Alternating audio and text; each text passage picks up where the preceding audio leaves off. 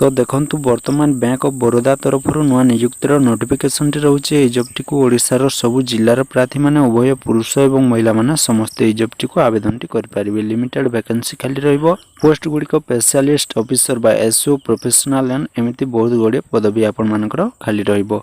तो देखंतु bank of Baroda recruitment 2024 पई एलिजिबिलिटी क्राइटेरिया कोन रहइबो। एई जॉब रो ऑर्गेनाइजेशन ना रहउची वर्तमान बैंक ऑफ बरोदा तरफ एई नियुक्तिर नोटिफिकेशन रहउची। एई जॉबटी को ओडिशारू सबु जिल्लार प्रार्थी माने आवेदन करि परबे। को वैकेंसी आपण मानकर खाली रहइबो। स्पेशलिस्ट ऑफिसर पई रहइबो, प्रोफेशनल एमिति बहुत गुडे पदवी आपण मानकर खाली रहइबो।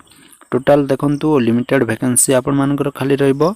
लास्ट डेट रहउची 2 जुलाई 2024 पर्यंत आपण माने आवेदन करि परबे। सैलरी रहउची 17,000 रु आपण मानकर 50,000 पर्यंत per month salary रहइबो।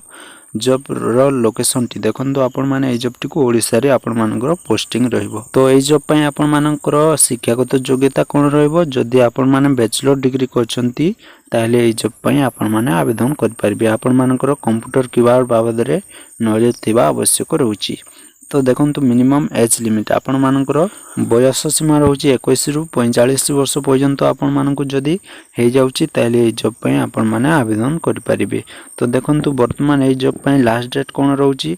Last date रहउची 2 जुलाई 2024 पर्यंत स्टार्ट। तो ए जॉब टी 12 जून 2024 थारु ए जॉब टी अप्लाई होवार स्टार्ट हे साची एवं 2 जुलाई 2024 पर्यंत आपण मानकर लास्ट डेट टी रहइबो। जे माने वर्तमान आवेदन करबा को चाहउचंती डिस्क्रिप्शन रे लिंक अछि। आपण माने जाइके जॉब रो पीडीएफ टी को डाउनलोड करके फुल नोटिफिकेशन टी पाई परिबे। किंबा आपण माने जदी ए पर्यंत हमरो टेलीग्राम चैनल टी को जॉइन करनान ताले जॉइन करनियंतु। टेलीग्राम रे लेटेस्ट जॉब नोटिफिकेशन आपण माने सर्वप्रथमे पाई परिबे।